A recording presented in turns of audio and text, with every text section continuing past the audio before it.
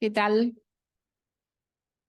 Bueno, vamos a dar inicio a esta presentación. ¿Se escucha? ¿Así? Ok, tipo helado. Bueno, vamos a dar entonces inicio a esta presentación y quisiéramos, antes que nada, agradecer profundamente a la Universidad Austral por habernos dado la posibilidad de estar todos reunidos aquí para compartir estos maravillosos profesores de lujo que les agradecemos enormemente. Agradecemos también a Toby Rocha, que nos va a introducir con su música en un clima de escucha y apertura de los sentidos hacia la inteligencia y el corazón, ¿no? Todos sabemos que los sentidos tienen esta función. La pregunta que uno se hace acá es ¿por qué presentar un libro sobre el sentido religioso en una universidad?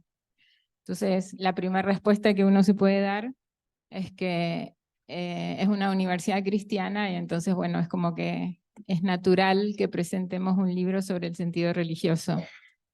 Pero también es verdad que este libro se ha presentado en muchos lugares, en muchos países del mundo, en lugares no cristianos. Y entonces esa evidencia nos hace preguntarnos quizás un poco más profundamente. Y entonces me escribí esto porque no quería perder palabras. En realidad el punto central es que el sentido religioso es inherente a cualquier persona humana, porque el sentido religioso se sitúa en el nivel de la experiencia elemental de cada hombre, en el que el yo se plantea preguntas acerca del significado de la vida, de la realidad y de todo lo que sucede. Y esto tiene una relación muy potente con la visión que anima la carrera de diseño. De hecho, la mayoría acá somos de diseño.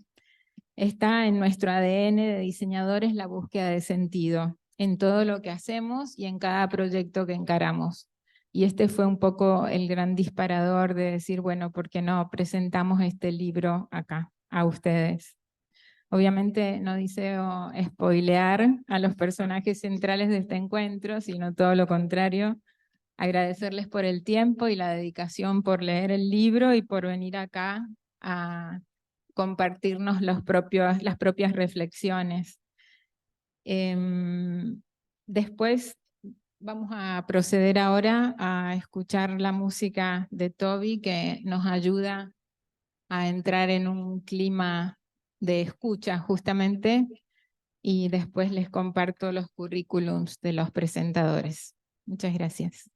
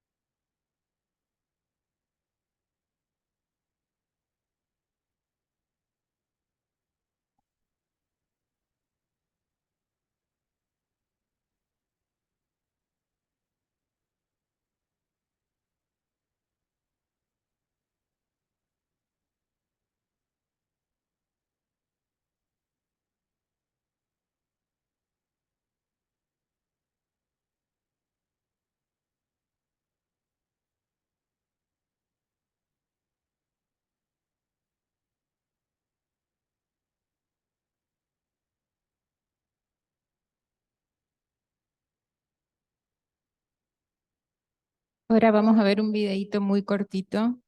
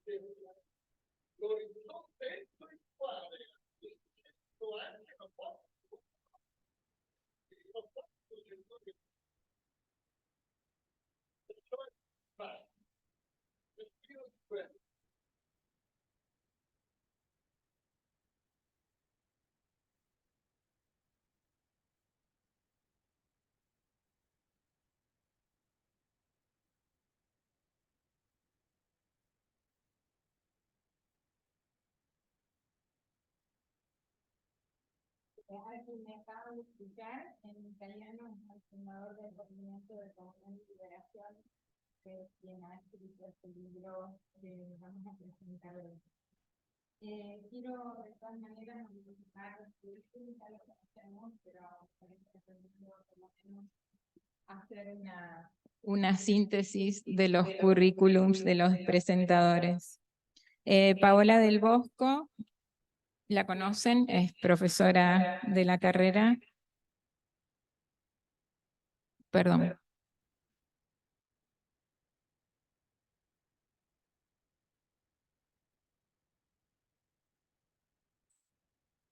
Es la presidenta de la Academia Nacional de Educación de Argentina. Es licenciada en Filosofía por la Universidad Católica y doctora en Filosofía por la Facultad de Filosofía y Letras de la Università degli Studi La Sapienza di Roma. En el ámbito académico se desempeña como profesora adjunta ordinaria en la Cátedra de Historia de la Filosofía Contemporánea de la Facultad de Filosofía y Letras de la UCA desde 1979.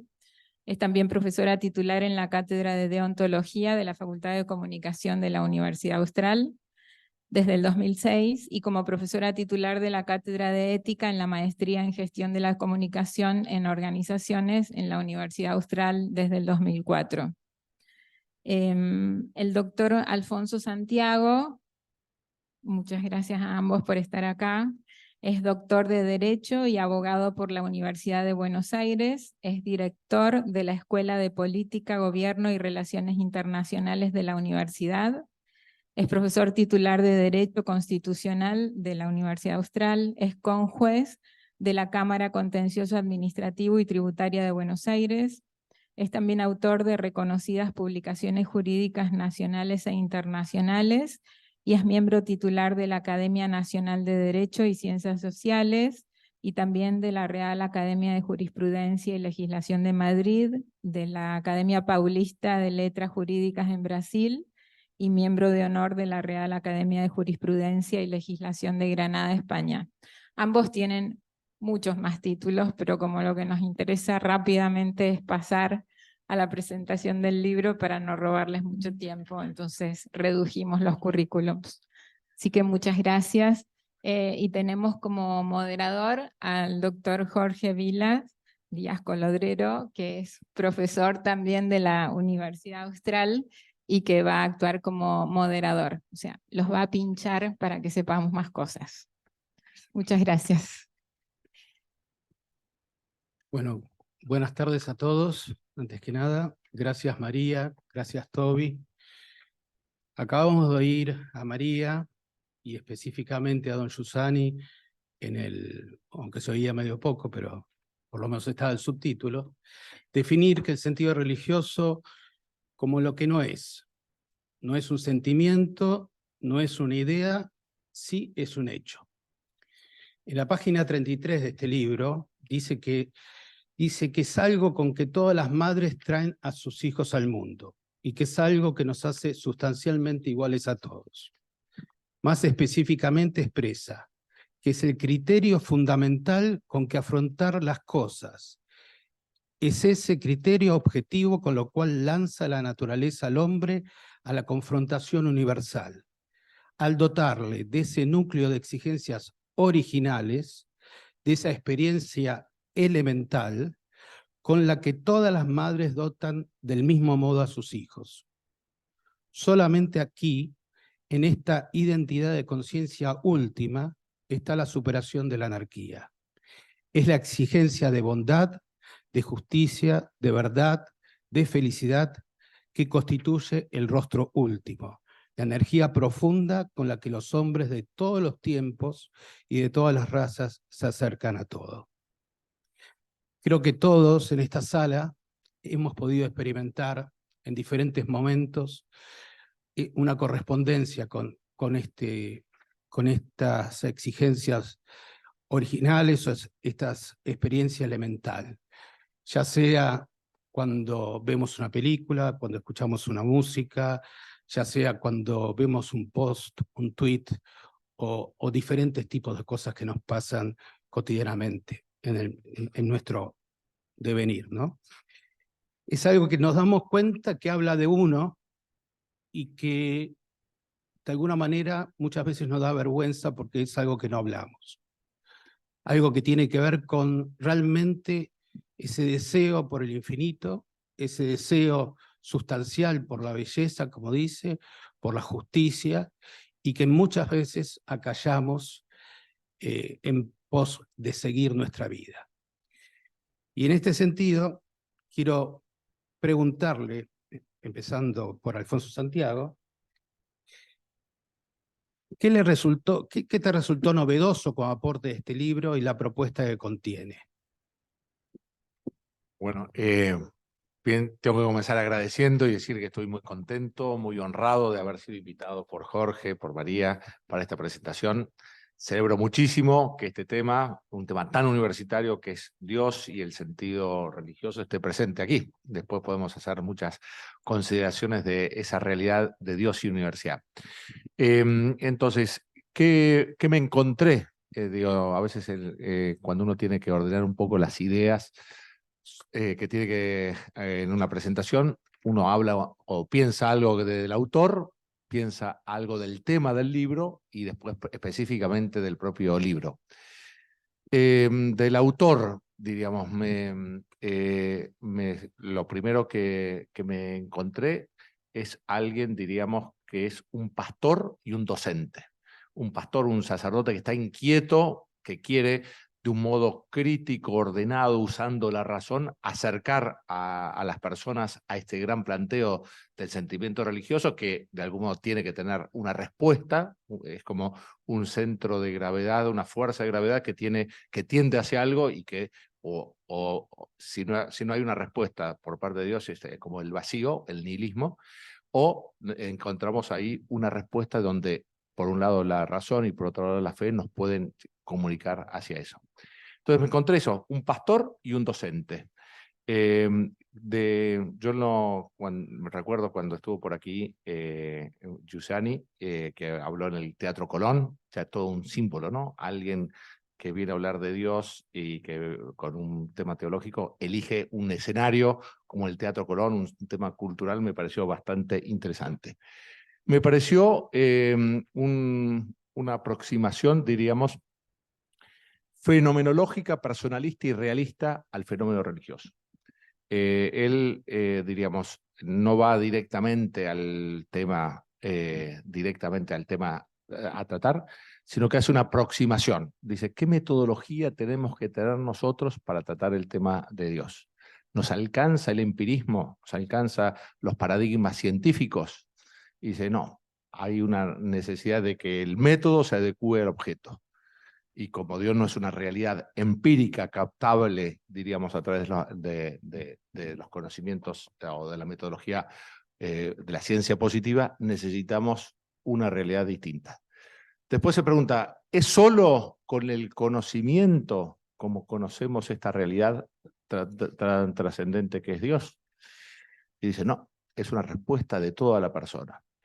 Y en ese ir a toda la persona, rescata, me parece que es en el capítulo 3, la importancia que las disposiciones morales de la persona tienen a esa respuesta. Y después, sobre todo en el capítulo 5 y el capítulo 10, de algún modo señala como las dos grandes vías que nosotros tenemos para llegar a Dios. Una, diría yo, es más de tipo realista tomista, que es el orden y la maravilla de la creación y de la realidad en general, como a través de la existencia de ese orden que uno no pone, sino que descubre, y en todas las cosas que hay orden tiene que haber un ordenador. Esto, si hubiésemos tirado las ideas acá, no hubiese quedado con esta disposición. Si están en esta disposición y si están en esto, es porque alguien las pergeñó, y entonces es una vía de acceso a la realidad a eso. Y junto a eso una vía, yo diría, más agustiniana, que es la vía del corazón. Esa idea de que uno encuentra dentro de uno mismo, diríamos, por un lado una sed de infinito y por otro lado una necesidad de afecto y de comprensión y de belleza, como el rey decía, total. Entonces, me parece que, volviendo a lo que decía antes, ¿no? Me parece que es una aproximación fenomenológica, una aproximación, diríamos, personalista y una aproximación realista al fenómeno de Dios. Después puedo decir más cosas, pero para ir. Bueno, ahora Paola, ¿qué podés contarnos también de tu encuentro personal con este libro? ¿Qué encontraste de útil en este libro para reflexionar sobre la naturaleza del ser humano y su relación con el mundo? Bueno, yo hago lo mismo que dijo él, agradezco todo eso. También me emociona que estén los alumnos que acabo de tener, así que ya estarán cansados, espero que hayan comido, con lo cual uno es más soportable. Y quiero agradecer en particular a María, a vos que organizaron esto, porque para mí fue un reencuentro con el texto de Giussani y con lo que él propone. Un reencuentro bajo mucho punto de vista. Uno que es circunstancial, pero para mí es fundamental, porque Giussani conocía a Emilio Comar, que ha sido mi maestro, el maestro de todo nuestro grupo, y que coincidía con él plenamente, tanto que tengo en mi casa una publicación donde están juntos, digamos, publicaron en ese mismo pequeño tomo dos puntos de vista sobre el realismo que me parecen fundamentales.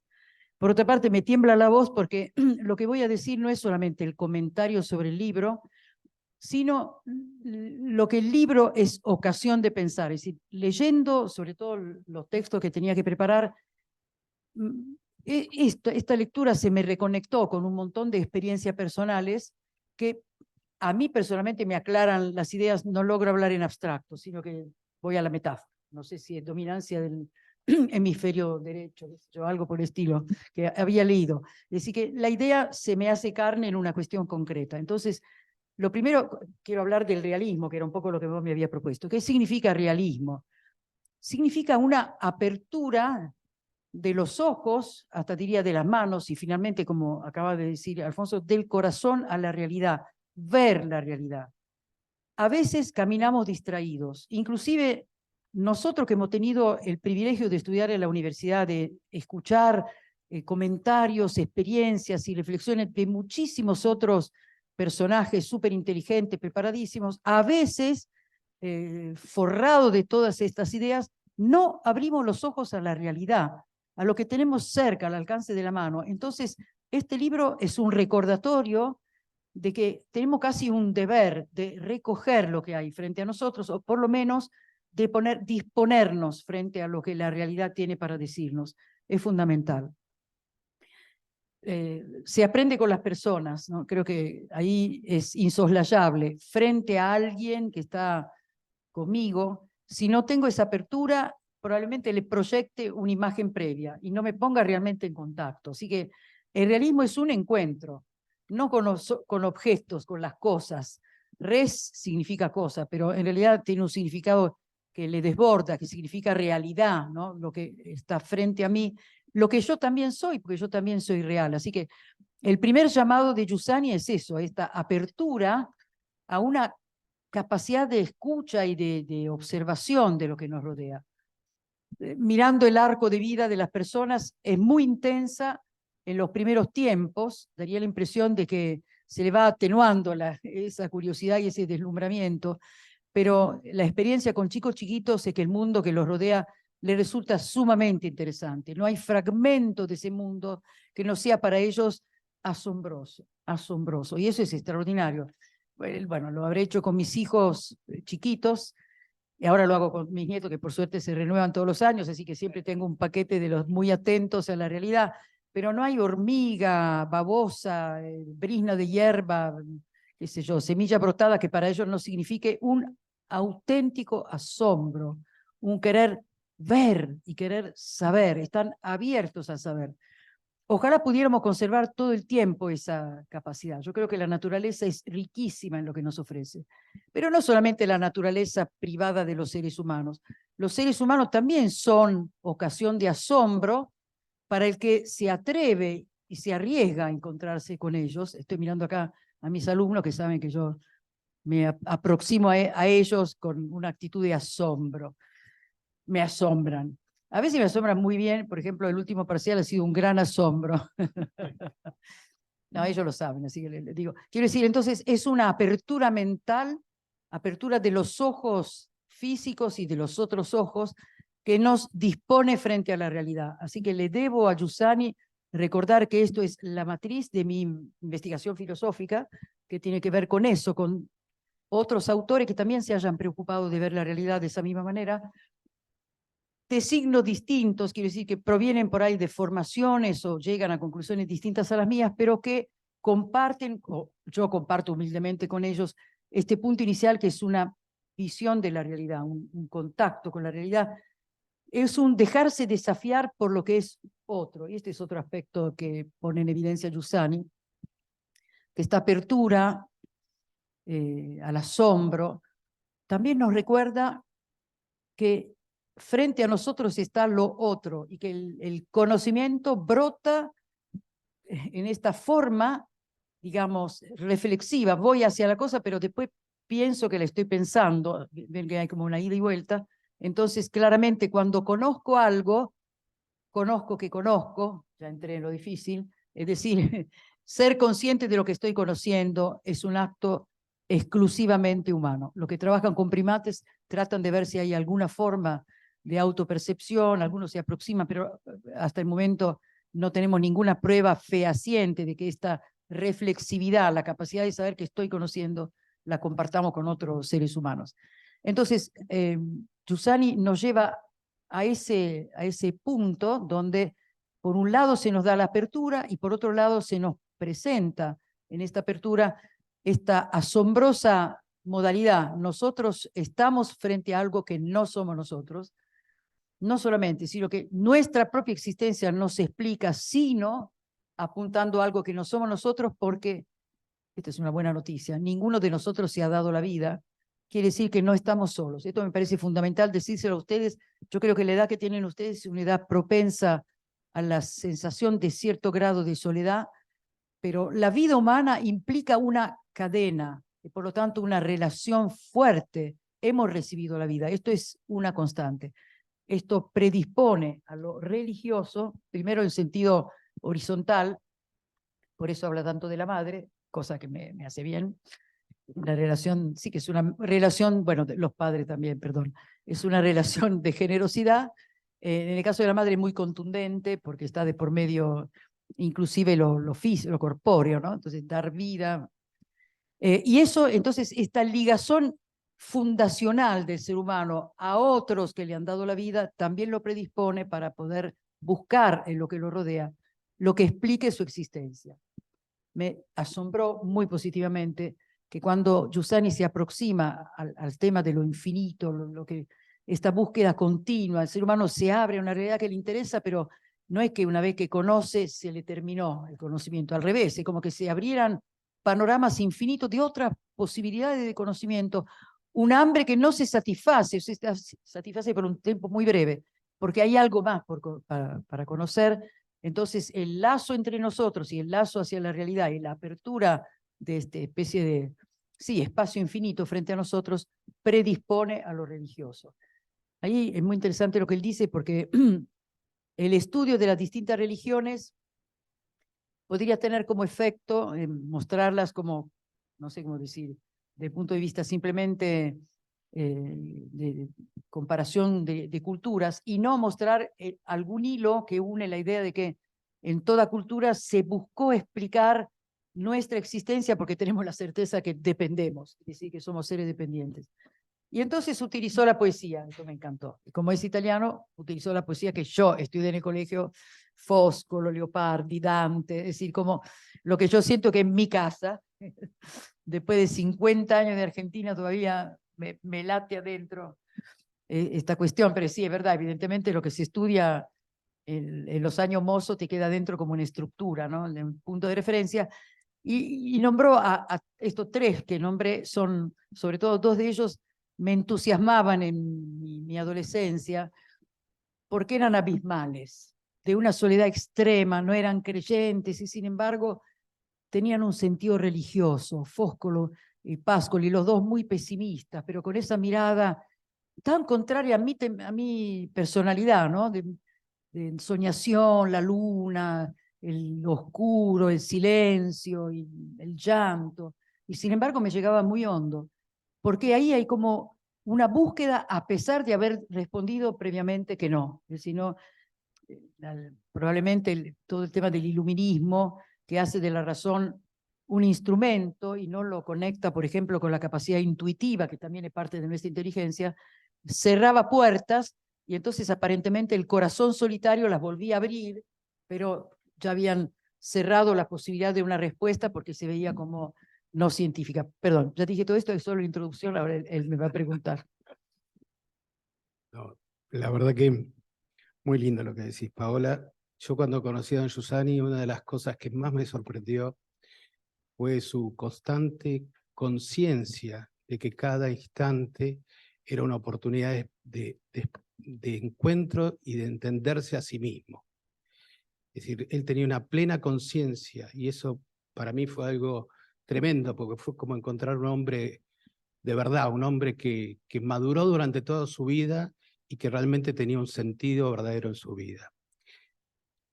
Y también ocupaba en ese esquema de sentido verdadero algo que te quiero preguntar a vos, Alfonso, porque él no se quedaba solamente en un aspecto interior, intimista.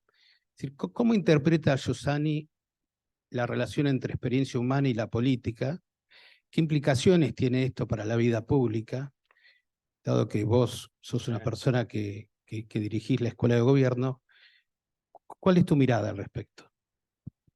Me parece que como está presente todas las dimensiones de la persona humana, tanto a nivel personal como a nivel comunitario, y entonces, por ejemplo, lo cultural, lo deportivo, lo lúdico, está como una dimensión personal y como una dimensión también social y colectiva, también lo religioso tiene lugar claramente en el espacio público. Si Dios es simplemente algo subjetivo, personal, raro y no algo connatural a la persona, de algún modo uno podría tener respecto de la religión lo que tienen los médicos respecto del cigarrillo. Poco y en lugares privados. No tiene lugar, el fumar es algo negativo, se tolera siempre y cuando se haga en privado, pero no tiene ciudadanía en los espacios públicos. En cambio, si Dios, como realidad no solamente de fe, sino también como realidad natural, humana y social, es una dimensión de la persona, eso tiene plena carta de legitimidad en los espacios públicos. De algún modo, frente a las pretensiones laicistas que amputan o pretenden apuntar esta dimensión de la persona humana, que es la dimensión religiosa en los espacios públicos, está la propuesta más bien de lo que hoy se denomina laicidad positiva, que es que si bien la comunidad política como tal es incompetente a la hora de definir cuál es la religión verdadera o cuál es, porque eso no le corresponde como tal, sí le corresponde abrirse y permitir a la expansión o a darle plena carta de ciudadanía a la religión como de misión de la persona en los espacios públicos. Y en eso me parece que, en general, el modelo argentino, al menos desde la Constitución, es muy valioso. Porque fíjense cómo termina nuestro preámbulo, es decir, en el momento mismo que nos estamos configurando como nación, como dando nuestras normas fundamentales, ¿qué hacemos? Reconocemos a Dios como fuente de razón y de justicia. No estamos haciendo ninguna definición dogmática ni cosas de fe. Simplemente, antes de poner en marcha toda nuestra primera norma fundamental que nos va a organizar jurídica y políticamente, reconocemos que hay una instancia de racionalidad y de juridicidad que es previa, que nos viene dada. Entonces, desde ese punto de vista, me parece que el modelo constitucional argentino, con esa simplemente invocación, hace, diríamos, nos introduce o está conformidad con este planteo que hace Giussani de que Dios es una realidad plenamente humana a la cual podemos llegar e intuirlo dentro con nuestra razón. Y me parece, esto me da pie como, me parece este libro, El sentido religioso, de algún modo, yo lo veo como una respuesta que Giussani plantea ante algunos esquemas, diríamos, racionalistas, cientificistas y nihilistas, sobre todo de mayo del 68. Diríamos, el mayo del 68 tal vez sea el acontecimiento cultural tal vez más importante y con más impacto tal vez hasta nuestros días, ¿no? Una reacción, diríamos, bastante antropocéntrica, bastante de rechazo de todo lo que nos viene dado, ¿no? Y simplemente desde la voluntad del hombre querer configurar la propia vida y la propia vida social.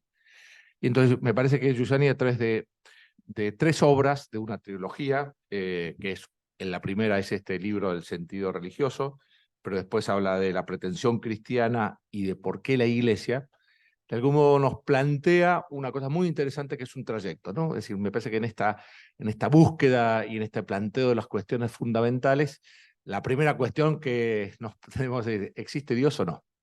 Este es el gran tema, ¿no? ¿Hay un Dios o no? Y eso es, la razón nos alcanza para iluminarnos que eso que es posible y que desde la confianza y desde la intuición podemos llegar a sostener y fundar racionalmente el acceso a Dios. Pero la segunda pregunta es, al menos se la hace él y nos la hacemos nosotros los creyentes y cristianos, ¿Cristo es Dios? Y eso es otra pregunta donde él intenta en la pretensión cristiana resolverla, ¿no? Y la tercera pregunta, todavía más comprometedora y más ardua de decir, la Iglesia es la continuadora de esa presencia y acción de Cristo en la historia.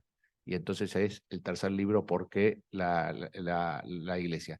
Entonces me parece que hay, diríamos, un trayecto muy interesante de respuesta a esta gran crisis cultural del 68, planteando y respondiendo 3 grandes interrogantes. ¿Existe Dios y hay fundamentos como para sostenerlo? Segunda, la pretensión cristiana de considerar que Cristo es Dios, ¿tiene razones fundantes y válidas? Tercera, la Iglesia tiene créditos suficientes, motivos racionales y también desde la fe, para pensar que es continuadora de la acción de Cristo. Entonces me parece, estas 3 preguntas, me parece que existencialmente están presentes en Giussani como un pastor y como un docente y como un guía de fines del siglo XX y principios del siglo XXI, y que son interrogantes que hoy están totalmente presentes. Muchísimas gracias. Paola, mira, vos hablaste de vivir intensamente lo real, cuando hablabas del realismo que plantea Giussani, y yo te quisiera hacer esta pregunta. ¿Cómo educar entonces el asombro y la relación del sentido religioso en una sociedad narcisista, una sociedad que constantemente estamos frente al teléfono y nos alienamos, ¿no? Es decir, ¿cómo hacer para educar realmente el asombro frente a todo lo que nos pasa? Yo voy a tomar de nuevo como base lo que dice Giussani, porque me ayudó muchísimo. Y también voy a parasitar un poco lo que dijiste vos, como si fuera, te hago el piso de todo lo que dijiste. Vamos a ver si funciona así. Filosofía es eso. Ya. Una cosa que impacta mucho de este texto es que Giussani aleja digamos, la experiencia religiosa de una adhesión intelectual a algo, inclusive la rechaza. Y te iba a decir que en el 68 lo que los jóvenes rechazaban, yo también era joven en esa época, era cierta formalidad, cierta cosa exterior, tanto de lo que creían como lo que no creían, es decir, algo, una estructura vacía. Y lo que buscaban, lo que anhelábamos, era algo con vida, algo que fuera realidad. Inclusive cuando se dice la imaginación al poder, quería decir basta de estructuras muertas. Partiendo de esa premisa que es contemporánea a lo que él escribe, me parece extraordinario y de mucha potencia que él empiece diciendo que cuando hablamos del tema religioso se trata de una experiencia profunda, inicial. Una experiencia quiere decir algo que me compromete a mí, toda la persona, no solamente, digamos, a lo, ¿cómo se dice?, barrios altos del razonamiento, sino que es una cosa que me recubre por completo. Soy toda yo con mi corporeidad, mis afectos y mi espiritualidad, que me pongo las preguntas.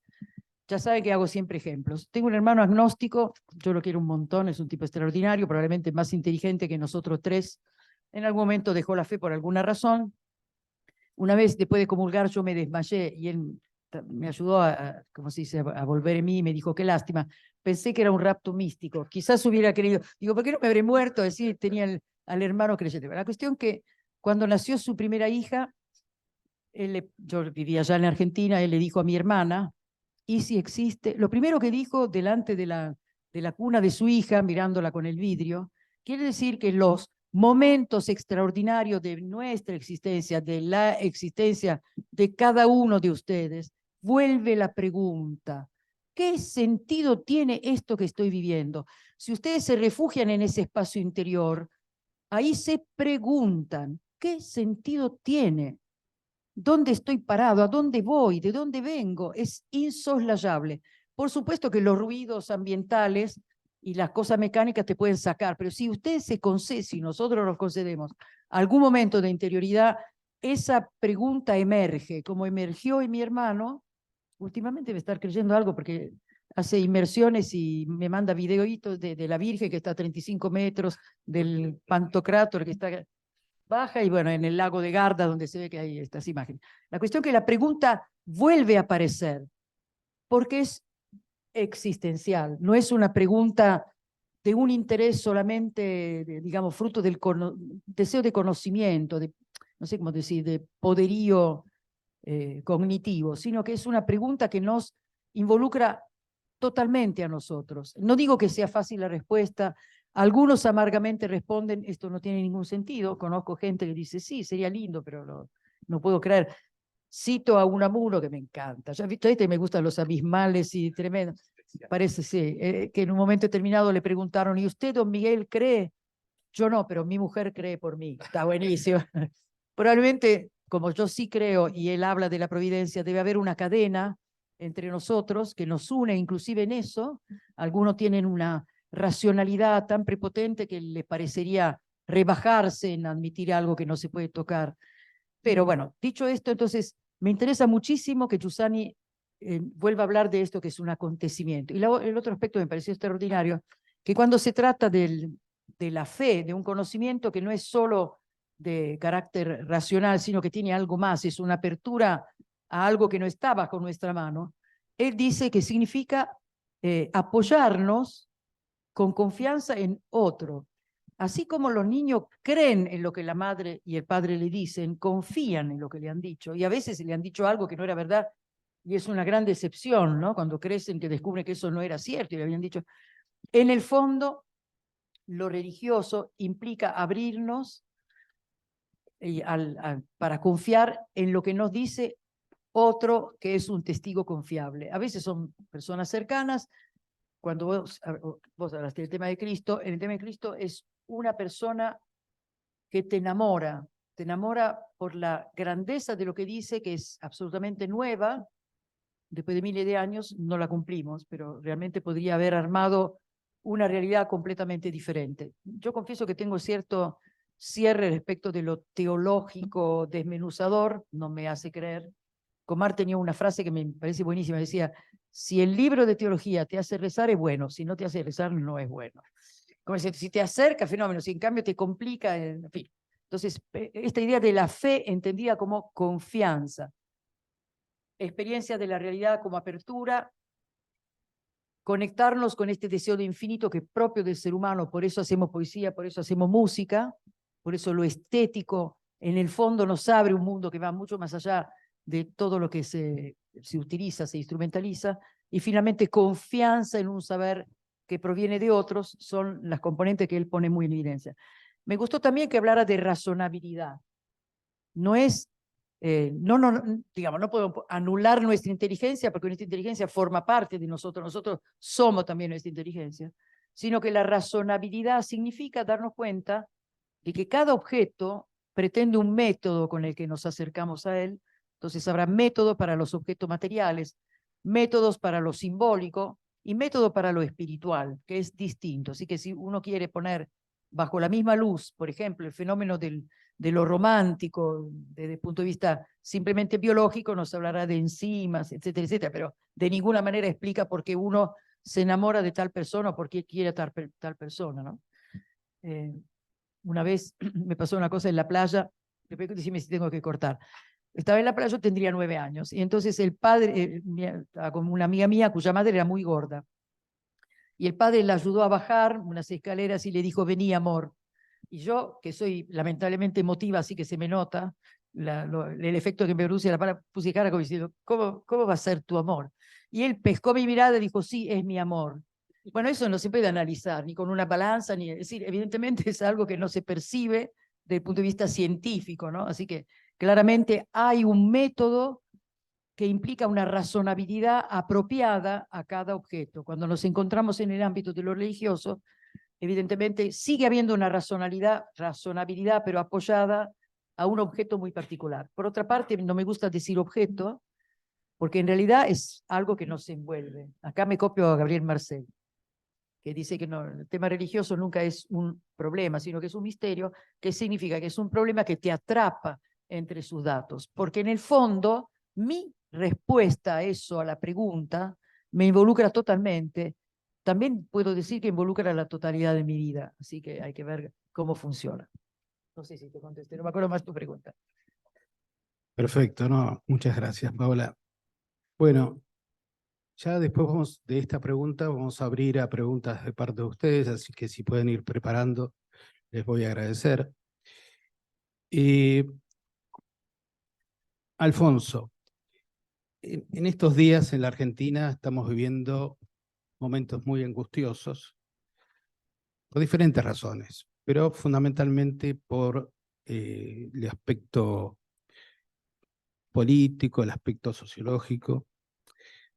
¿Cuál es tu visión de cómo relacionás el sentido religioso de Don Giussani con los cambios sociopolíticos contemporáneos, más específicamente en la Argentina?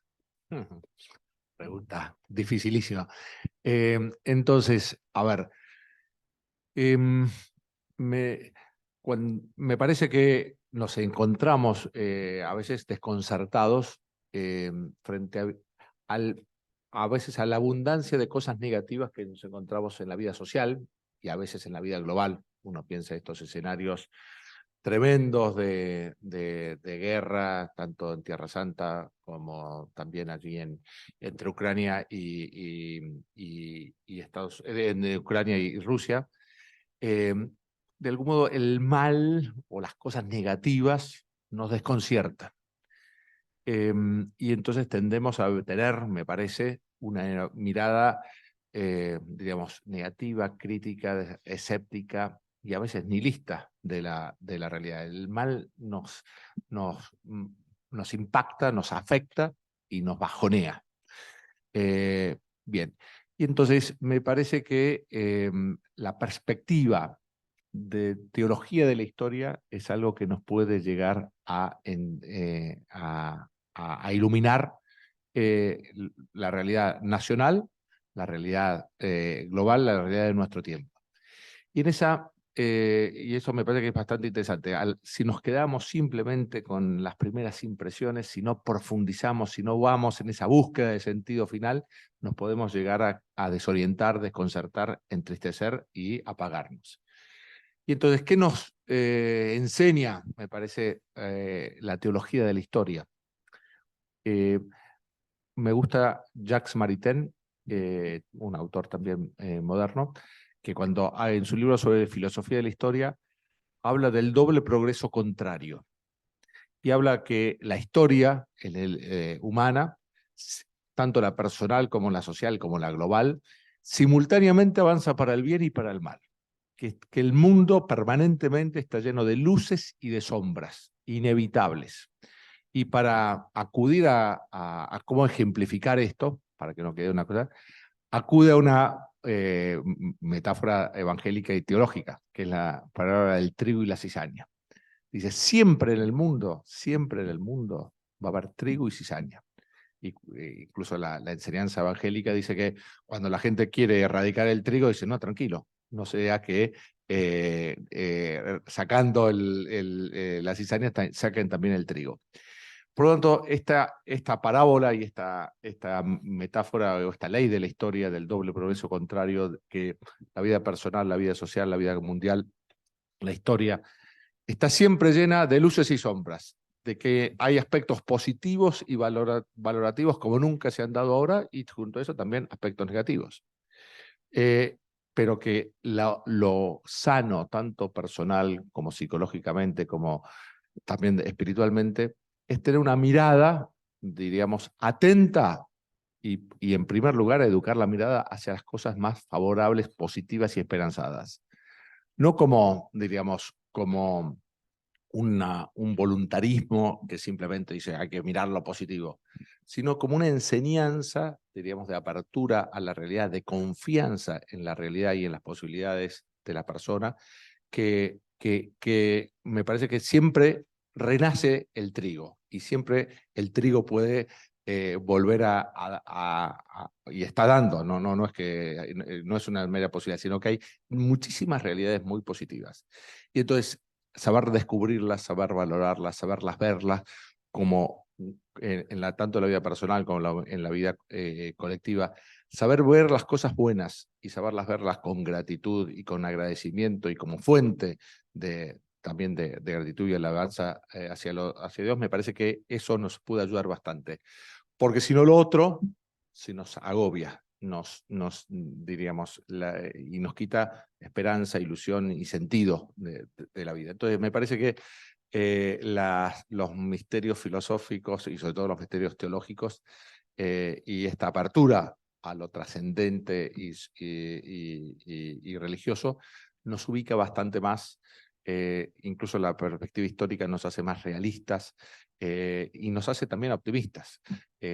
Muchas veces cuando trato este tema, digo, vamos a ver luces y sombras de la cultura contemporánea. Y entonces aparecen todas las cosas muy positivas, dignidad de la persona humana, igualdad entre hombres y mujeres, desarrollo científico, democracia, haber conseguido tantas y tantas cosas. Sombras, y a veces uno ve, diríamos, debilitamiento a veces de la familia, poca atención y cuidado a la sacralidad de la vida, bueno, distintas cosas. Y la pregunta es, ¿y en qué siglo te gustaría vivir? Entonces, como pregunta final de todo esto. Y en general me encuentro con que los que nos gusta, si tenemos que elegir, es nuestro tiempo. Entonces, me parece que, diríamos, para esto tan importante que es que no desconcertarnos, no agobiarnos, no bajonearnos, no desilusionarnos, no vivir sin esperanza ante una realidad negativa que muchas veces los medios y las redes multiplican en su impacto. Me parece que esta idea de profundidad, de mirada más profunda, nos puede orientar y nos puede iluminar en esta navegación por mares que siempre son tormentosos, pero siempre tienen luces y sombras. Entonces, aprender a mirarlo, descubrir lo positivo, a descubrir el trigo y a disfrutarlo y a verlo como un don inmerecido que hemos recibido y que nos exige una respuesta, me parece que nos ayuda bastante. Gracias, Alfonso. Perdón, qué lástima que tengo que hablar yo, porque esto era para un cierre. Estaba perfecto. Te lo voy a arruinar. No, igualmente va a haber preguntas Ah, acá. menos mal. Paola, vos nos hablabas tanto del realismo, de la razonabilidad y de la moralidad que las relaciona entre ellos, ¿no? En este marco, en tu experiencia personal y profesional como profesora, ¿dónde ves que emerge la experiencia elemental, estas exigencias estructurales, esta sed de significado hoy? A ver, yo primero quiero hacer una aclaración, que cuando, por lo menos en el capítulo donde Giussani habla de la moralidad, después se ve que él quiere decir primero la capacidad humana de distinguir el bien del mal, y después un acompañamiento, que esto me pareció fantástico, me parece que para transmitirlo, de una afectividad positiva. Es decir, cuando vos ves un acto de ayuda, de perdón, de solidaridad, la solución positiva de un conflicto te agrada. Y te desagrada cuando ves lo contrario. Le doy un ejemplo. Cuando ustedes manejan al que se le cruza injustamente, poniéndolos en peligro, le suscita a ustedes una reacción muy negativa, qué sé yo, bocinazo, palabrota o lo que fuera. Quiere decir que lo bueno lo festejamos desde adentro con una adhesión también de tipo afectivo. Y lo malo, idem. Así que la ira es producida por la percepción de una injusticia. Da la impresión que uno podría decir rápidamente que estamos hechos para el bien. Entonces, y eso es también lo que nos une. Hoy hablábamos de las distintas culturas, todos los gestos que signifiquen nexo, puente con otra cultura, con la comprensión de lo que puede sufrir otra persona, porque nuestra corporeidad nos hace semejantes, también propicia que haya una respuesta afectiva a todo eso. Y ahora sí le puedo añadir el tema de la moralidad, quiere decir que podemos reconocer una estructura de lo bueno y de lo malo y podemos compartirla. Giussani llama a que nos deshagamos de prejuicios, porque si bien es imposible vivir sin prejuicio, porque uno nace, aprende un idioma que no lo inventó, una serie de criterios de qué sé yo, de buenos modales, etcétera, que le vienen de su familia y de la cultura que lo rodea, sin embargo, tiene que poder haber un momento en el cual uno se despoja de esos prejuicios y vuelve a mirar lo que está sucediendo para poder verlo con una mirada prístina. Y eso es lo que abre la posibilidad inclusive de descubrir lo religioso. Una anécdota tonta, la primera que se me ocurrió se la transmito. Mi abuela cada tanto presenciaba algunas discusiones mías con mi padre. Eran realmente sobre temas políticos. Yo soy vehemente, bueno, ahora no, ahora soy buena, así que ya no, pero antes era una discusión vehemente. Y mi abuela decía, que haya paz, que haya paz. Entonces yo, cuando finalmente papá se iba enojado, no sé qué, digo, abuela, para vos que haya paz y que yo me calle. Sí, sí, después hacé como vos querés, que era, digamos. Entonces yo tomé distancia de un prejuicio que era lo del poder oblicuo femenino, es decir, que frente a Brown decís que sí, después haces a tu modo. Lo rechazo, pude deshacerme de no sé cómo llamarlo, de una estructura mental que me ubicaba de una determinada manera, no sin poder público, pero sí con poder intermedio, oblicuo. Si uno se logra deshacerse de sus prejuicios y volver al piso, al realismo de lo bueno y de lo malo, lo puede descubrir muy bien. Hoy día tenemos una cultura que nos rodea, habría que ver cuánto hay de bueno. Seguramente los teléfonos son una buena cosa, pero también son una puerta de escape. ¿Cuántos de ustedes, yo no miro allá porque hay algunos que se escaparon, de acá, miro acá donde no hay? Es una tentación de escape, bueno o malo, y depende de su uso. Pero uno se da cuenta cuando es bueno en el sentido que está donde tiene que estar y cuando es malo porque está donde no quiere estar y se quiere escapar. Entonces quiero decir, este sentido de lo bueno y lo malo se mantiene, existe. Cuando uno se anima a la experiencia fundamental, se deshace de los prejuicios, es ahí donde encuentra lo auténtico. Solamente ahí. No será toda la vida, qué sé yo, no sé, si se suben a un colectivo están atentos a no caerse, está bien. Pero si tienen algún momento en donde no tienen que estar tan atentos de eso, también pueden empezar, pueden reflexionar sobre la gente, mirar caras, darse cuenta que hay caras cerradas de gente metida dentro de los problemas y otros, en cambio, generalmente los niños, que miran con interés los colores y los movimientos. Por eso, dice Giussani, muy acertadamente, ser como niño significa eso, tener la capacidad de una mirada limpia hacia la realidad, que te hace ver lo bueno y lo malo. Y concluyo con una anécdota familiar. Una vez yo vivo en San Isidro y pasamos con el auto delante de la villa, que ahora ya no está porque han reacomodado la gente, por suerte, en casas mejores. Pero en el momento que se veía desde Centenario, uno de mis hijos, que tendría 7 años, 8, me dijo, ¿qué son esas casas tan feas? Entonces yo puse voz de circunstancia y dije, y son casas de la gente pobre. Él estuvo callado un buen rato y después me dijo que a ellos les gustan así. Entonces tuve que decirle, no, no le gustan así, es lo único que consiguen. Y después de un silencio me preguntó, ¿y no se puede hacer algo? Y él me hizo dar cuenta de que yo me había acostumbrado. Entonces quiero decir, prejuicios o persianas que se cierran frente a clamores de la realidad. La dimensión religiosa implica esta profundidad, implica esta originalidad. Yo vuelvo, en el fondo, a abrir los ojos sobre el mundo, si fuera posible todos los días, para ver concretamente, para que la realidad inclusive me interrogue y busque en mí lo que tiene que ser una respuesta de amor, porque estamos hechos para amar. Y de ahí otra vez el sentido de nuestro propio misterio nos hace ver que en los actos de amor es donde tenemos paz. Perfecto. Bueno.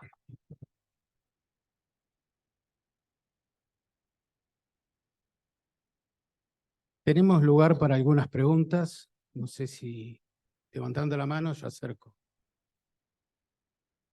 Qué suerte, yo pensé que iba a ser mis alumnos que se vengaban del parcial. Aproveche.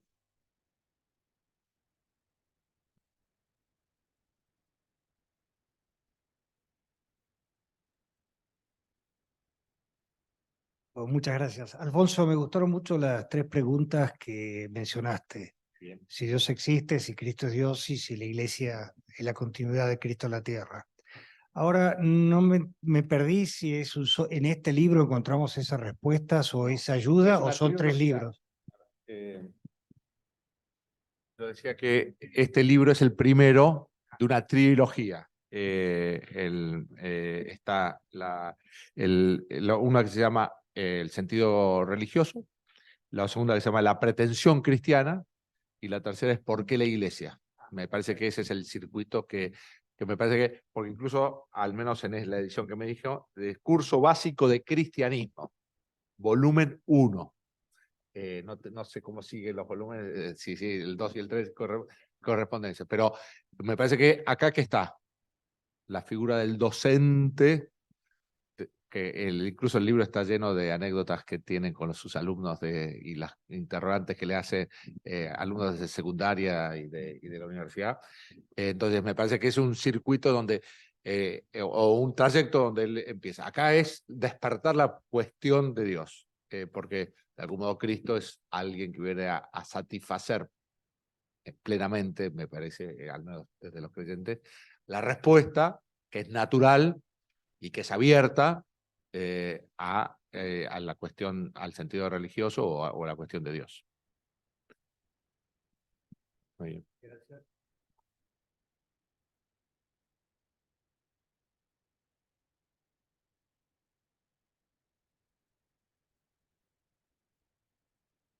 Gracias. En realidad no es una pregunta, primero agradecerles, ustedes agradecieron y creo que también nosotros agradecerles a ustedes por las resonancias con Giussani, con el sentido religioso, y yo quería compartirles también mi resonancia a partir de las suyas. También, como dijo Paola, desde lo personal, por eso a mí también me tiembla un poco la voz. Hace más o menos un mes falleció mamá y yo creo que eso me hizo reencontrar con el sentido religioso, de alguna manera. Y lo hizo particularmente aquí, en muchos lugares, pero aquí a través de la humanidad, de personas concretas, de rostros concretos que supieron abrazar ese momento de desnudez que uno vuelve a transitar cuando pasa por una pérdida tan grande como la de una madre, ¿no? Y ese rostro y esa presencia concreta, esa humanidad concreta me fue dada en mis alumnos, en la proximidad de su gesto, de sus palabras, en ustedes. Y esa para mí fue la puerta concreta del sentido religioso. ¿Puedo aplaudir a los alumnos?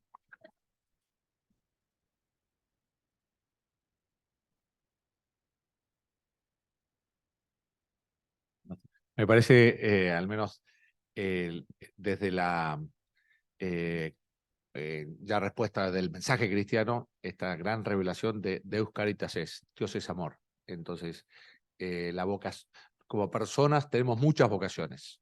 Claramente tenemos una vocación intelectual para conocer, tenemos una vocación al trabajo, tenemos una vocación a vivir con los demás, social, algunos una vocación política, todos tenemos llamados. Pero ¿cuál es la llamada más decisiva y más personal que tenemos? Es la vocación al amor. Y esa vocación al amor tiene en su dinamismo tiene tres como momentos. Sentirse querido, quererse uno mismo, aceptándose con toda su realidad y querer a los demás. Y de algún modo eso me parece que están como concatenados, tanto a nivel de la vida humana como de la vida cristiana. En la vida humana nacemos y es fundamental recibir gratuitamente mucho afecto. Y eso es la función de los padres. Ese recibir gratuitamente amor y afecto verdadero, auténtico, nos da mucha seguridad y confianza en nosotros mismos y en la vida. Esa aceptación de uno mismo y ese, diríamos, estar en paz con uno mismo y tener una autoestima alta, no un orgullo, pero sí una autoestima alta de la conciencia de la propia dignidad. Y eso, sentirse querido, quererse uno mismo, nos abre a la posibilidad de darnos a los demás a través de las relaciones de amistad, de trabajo, etc. Espiritualmente es el mismo circuito. Dios nos amó primero, por lo tanto lo que dispara a la vida cristiana es sentirse querido, quererse a uno mismo, es tener conciencia de la relevancia que como hijos de Dios tenemos cada uno de nosotros, y desde ahí, diríamos, la apertura al amor a los demás. Entonces me parece que esta identificación de Dios con amor y el hombre creado a imagen y semejanza de Dios, señalando que nuestra vocación más radical, más profunda, más total es la vocación al amor, donde tenemos que sentirnos que hemos recibido mucho y gratuitamente y que tenemos que dar mucho gratuitamente, me parece que nos ilumina mucho en el sentido de la vida. Juan Pablo II en el año 98, me parece, en París, le decía a los jóvenes, la historia del hombre, la de siempre, querer y ser querido, es decir, con celulares o sin celulares, dentro de 200 años y 200 años para atrás, la clave, me parece que existencial, la respuesta final a todos estos interrogantes, me parece que es querer y ser querido por los demás, querer y ser querido por Dios. Yo me aprovecho, Sebastián, que hablaste de madres, sabía todo eso, porque Giussani cita un libro que me sorprende, se llama de James Baldwin, Blues per l'uomo bianco, Blues per l'uomo, yo no lo conozco, pero ahí aparece un nieto que dice, sabe que no creo en Dios, abuela. Y ella le contesta, tú no sabes lo que dices, no es posible que no creas en Dios, no eres tú quien decide. ¿Y quién decide si no? La vida que está en ti decide, ella sabe de dónde viene y cree en Dios. Me pareció, primero que pusiera algo así, no sé cómo explicar, no de un libro de teología, sino captado de un diálogo muy realista. Me pareció que nos aproxima, nos hace ver que vos antes hablaste de en qué época vivir, yo iba a añadir a qué edad vivir, ¿no? Y yo, francamente no volvería ni un día para atrás, porque lo que uno comprende, esto se lo digo a ustedes que están por acá, digamos, cuando lleguen por ahí, lo que se ha vivido es un modo de enriquecer la propia visión, de purificarla y de ponerse en el fondo a hacerse las preguntas últimas. Yo le conté que voy a vivir 30 años más, capaz, porque soy hija de longevos, pero quiero decir, por más que no lo viviera, que ahora sí sé dónde estoy parada, como la abuela de Richard. Estoy parada porque lo que hay en mí me lo dice, y esto que dijiste vos del amor es fundamental. En la vida es eso lo que da sentido, y viene de otro. También viene de mí, pero viene de otro. Entonces, me encantó que hablaras, que te animaras a hablar de esto de tu madre, ¿no? Porque, bueno, ahí tenemos una fuente interesante. Gracias. Bueno, yo quería hacerles una pregunta. Yo leí el libro y ahora, después de escucharlos a ustedes también, tengo la sensación, la convicción de que lo de Giussani es un gran intento de desarrinconar el hecho religioso de la esfera intimista, privada, incluso de una función, digamos, inspiradora de la vida de la persona o de rectora en términos morales de la vida en sociedad, ¿no es cierto? A mí me llamó mucho la atención en el capítulo 3, cuando él habla de moralidad, ¿no? Y que la define como un amor por la verdad más grande que el amor a uno mismo, vincula esa exigencia de moralidad en relación a 3 temas. Habla del destino, habla de los afectos o de la afectividad y habla de la política. Y en este punto quiero hacer la pregunta porque me surgía preguntar qué vínculo, qué incidencia puede tener una mirada de lo moral que no sea el portarse bien, que uno le pide a los políticos, por ejemplo, que no roben, ¿no? Que no defrauden, que no sean corruptos. ¿Qué mirada nueva puede aportar sobre la política una concepción de la moralidad como la que tiene Giussani?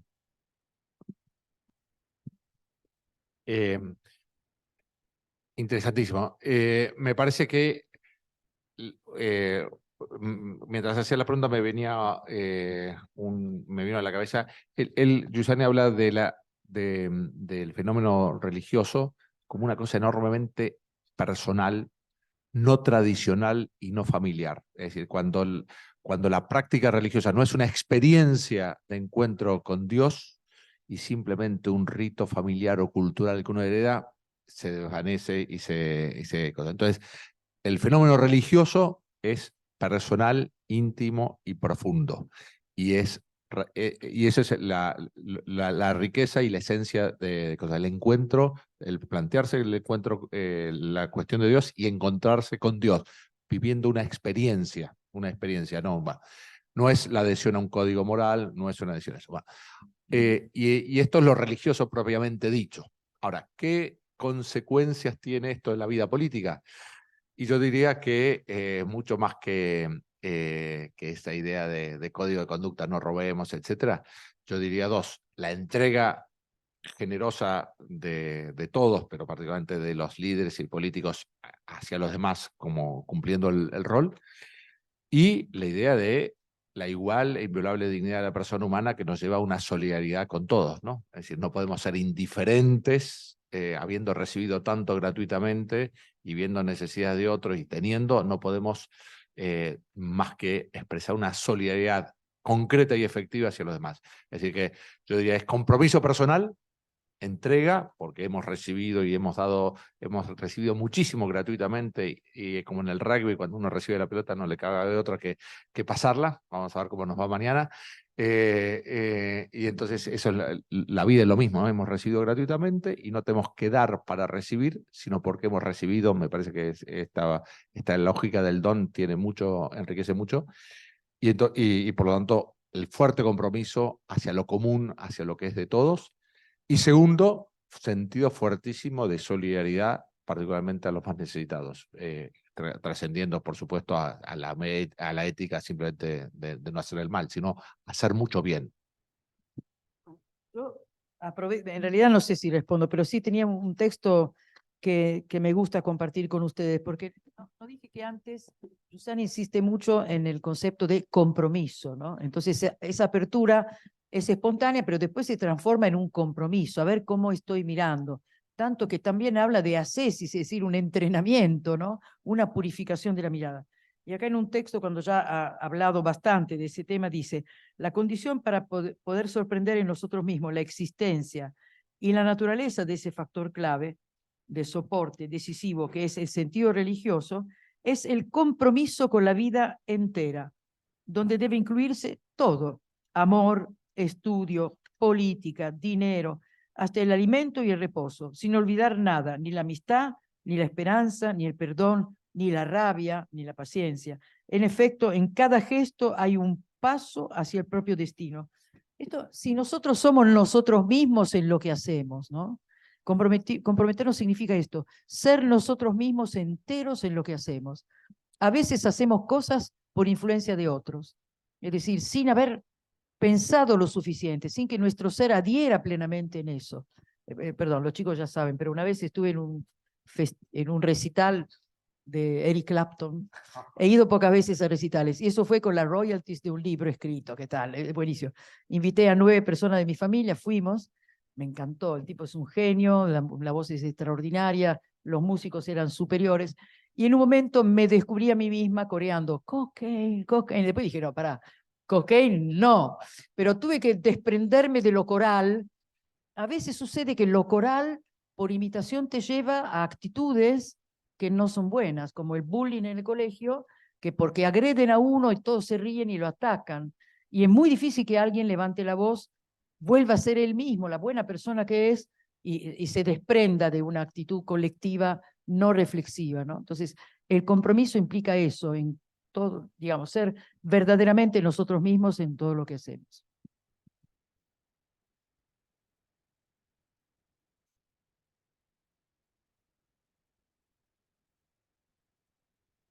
José, iba a hacer un chiste, iba a decir, esto te costó poco. Bueno, la verdad que antes que nada le queremos agradecer muchísimo tanto a Paola como a Alfonso, a María, a Toby, a todos los que han preparado este encuentro. Y como ven, el acto de esta tarde no solo ha sido la presentación de un libro, sino es una propuesta de inicio de un trabajo profundo sobre la conciencia de nuestra experiencia elemental. Así que le agradecemos muchísimo por haber estado acá y bueno, con esto damos por concluido el encuentro. Muchas gracias.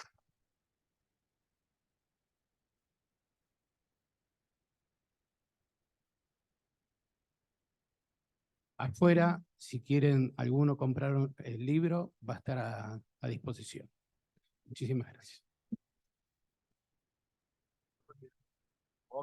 Harvard, todos tienen países teológicas y...